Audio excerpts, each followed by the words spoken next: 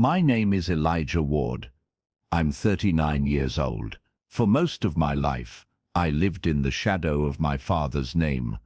Victor Ward, a man everyone in our city knew as a respected businessman, a self-made legend.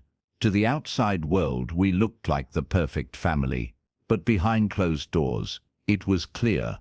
I was the son who never measured up. My siblings followed his blueprint: law school, networking, golf. I chose something different. I chose tech, innovation, risk, and for that, they labeled me a rebel, a disappointment, even a mistake. I still remember the group photo they posted last year.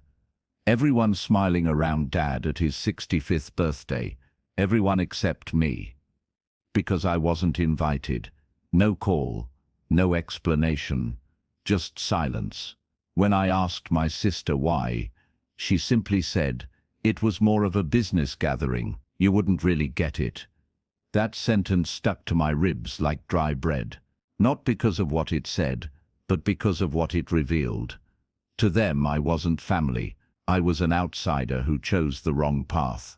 What they didn't know, what no one knew, was that I had been building something quietly for the last 8 years. A software company I launched with 2 friends.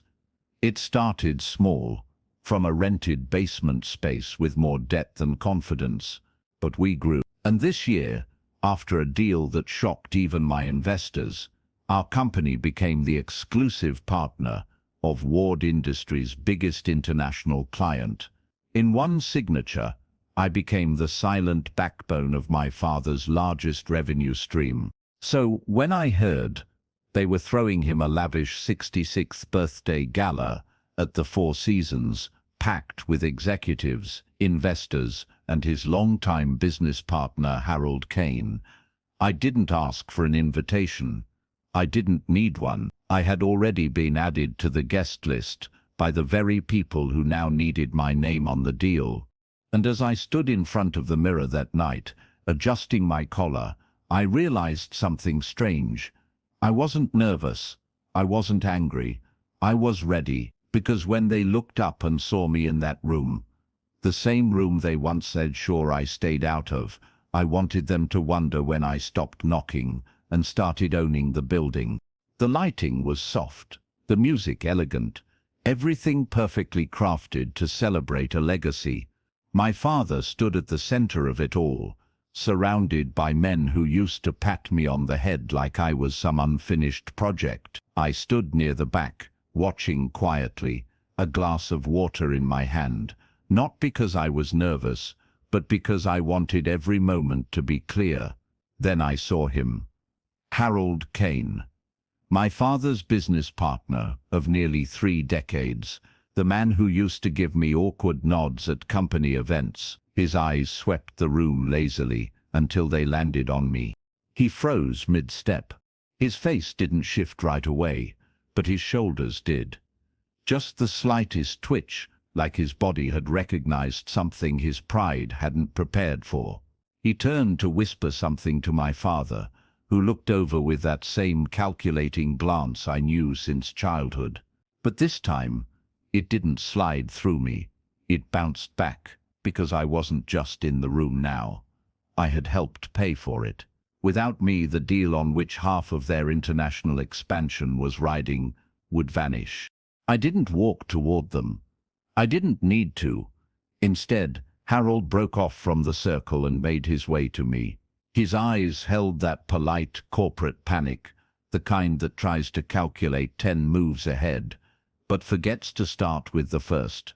"Elijah," he said, voice dipped in forced warmth, "didn't expect to see you here tonight." I smiled just enough. That makes 2 of us. Then I sipped my water and said nothing more. Let the silence do the talking. He cleared his throat. "So, you're with Phoenix Systems now?" I let the question hang in the air, because he already knew the answer. They all did. I nodded once. "We finalized the integration with Satori Logistics last week." His eyes blinked fast, lips parted, but no words came out. That was the moment. The one I waited years for. The one where the man who once told my father to cut him off until he learns discipline stood in front of me, suddenly unsure of his place in the room. What no one else knew was that Harold had already emailed my company twice in the last month, asking questions, trying to understand the software. He had no idea that I was the one reviewing his access logs, reading every word he typed. So, when he asked that night if we could catch up sometime, I simply said, maybe, if I have time. And I let that possibility hang like a ceiling he'd never reach. Dinner was served. Speeches followed. The kind that wrapped ambition in flattery, legacy in nostalgia. My brother gave one about Dad's unmatched business instincts. My sister told a rehearsed story about how he once closed a deal during a family vacation. They laughed, they clapped, they didn't see it coming. But Harold did. He kept glancing back at me like he was sitting on a ticking clock. He knew if I wanted to, I could say one thing that would detonate the entire room. I didn't ask to speak. I didn't need permission.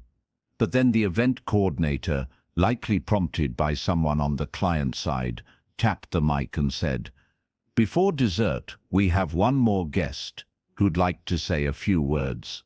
Elijah Ward. The air shifted. My family stiffened, like they'd been asked to applaud a ghost. I stood up slowly, buttoned my jacket, and walked to the front. I didn't look at my father, not yet. The room fell still. I paused just long enough to make them uncomfortable. "I wasn't supposed to be here tonight," I began, my voice calm, steady.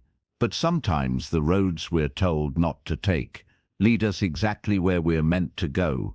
A few heads turned. My mother, seated near the front, lowered her gaze. My father's expression didn't change, but his fingers clenched around the stem of his wine glass. I continued. "I spent years being told I was difficult, that I didn't understand the way things work.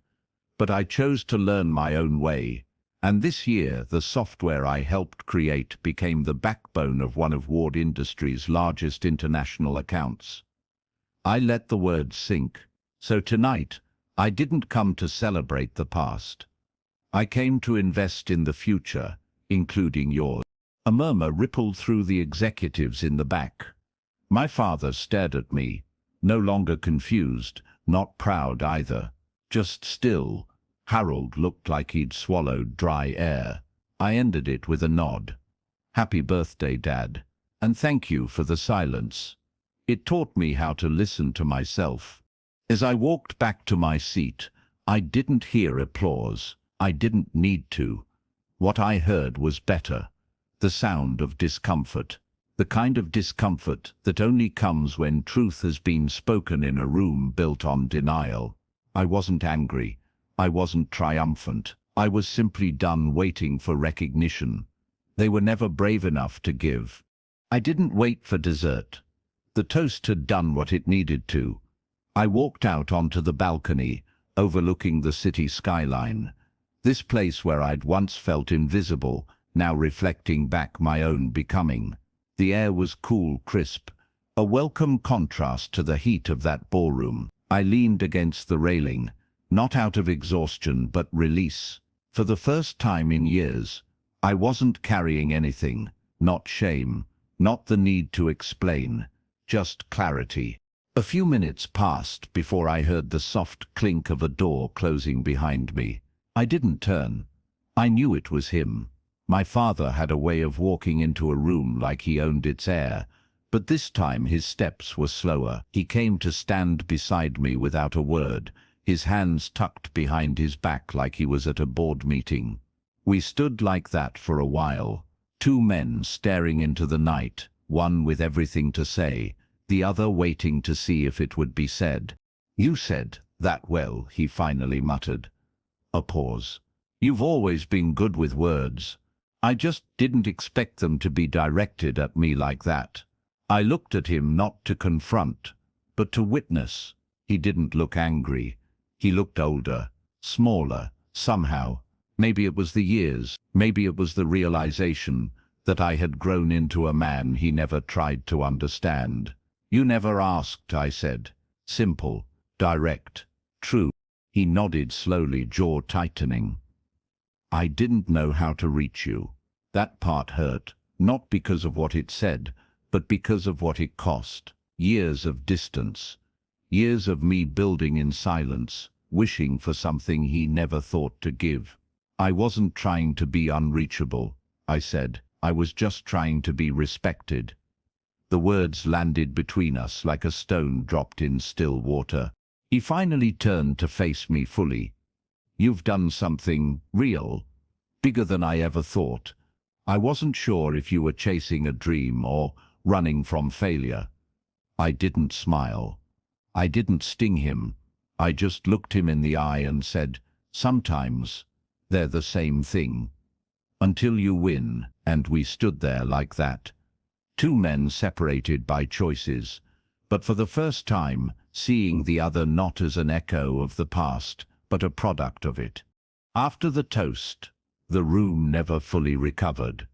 Conversations turned cautious, laughter dimmed, and eyes kept drifting to the door. I walked through. My siblings tried to act unfazed. My brother kept joking about market trends, and my sister launched into a story about her upcoming conference in Zurich, but their words felt strained, like they were talking around the truth. Not one of them approached me after the speech, not to congratulate, not to challenge, just silence, carefully arranged. But I heard what they said when they thought I wasn't listening. Later that night, as I waited for the valet, I stood just around the corner from the East Ballroom hallway. The acoustics carried well in that old hotel. I didn't mean to eavesdrop, but I recognized my brother's voice. "What was that? A power play," he said. "Elijah's always needed to prove he's more than the rest of us." My sister responded sharply, "No, that wasn't ego. That was the sound of someone who finally knew they didn't need our permission." I smiled to myself, not out of pettiness, but peace. They were wrestling with it now. The shift, the new math of respect. For so long, they'd operated in a world where I didn't count, where my name was absent from the list of real successes, but now they were being forced to rewrite the story, and this time, I had the pen. Harold, on the other hand, stayed quiet the rest of the night. I later found out he'd excused himself from the party an hour early, claiming a business call.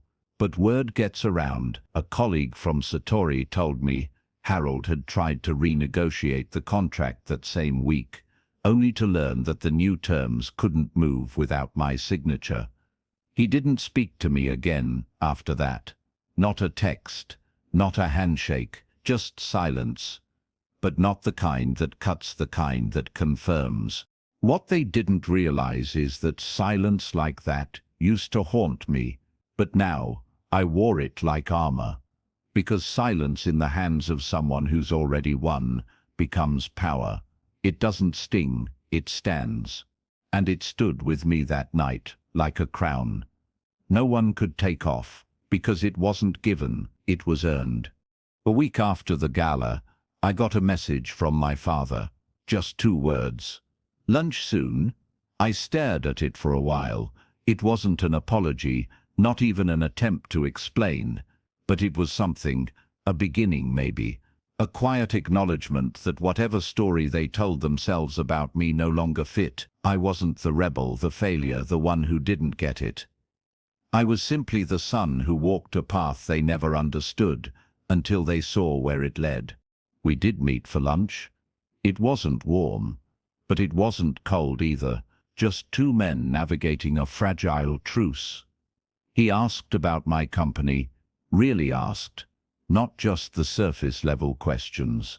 I gave him honest answers, and for the first time in years, I didn't shrink around him. I didn't feel like I had to prove anything. I let my presence speak for itself, because it wasn't about being right anymore. It was about being real. My siblings reached out slowly. Some out of genuine reflection, Others because proximity to success makes people rethink their loyalty. I stayed polite, cautious, gracious, but clear. I wasn't angry. I just wasn't available in the same way anymore. The version of me they had boxed away was gone. The man they ignored had built a world where their permission no longer mattered, and they knew it. I still think about that night sometimes. The toast, the silence, the look on Harold's face. The moment my father realized that I had grown up outside of his shadow, not in spite of it, but because of it. I didn't need his blessing. I needed my own belief, and when I found it, I stopped waiting to be included. I started building rooms no one could keep me out of. The funny thing is, they thought they'd close the door on me when they left me off that birthday list, but they never locked it. I just chose not to knock again. I made my own door, and now, when they walk through it, they have to pause and look up because my name isn't just on a guest list anymore, it's on the foundation.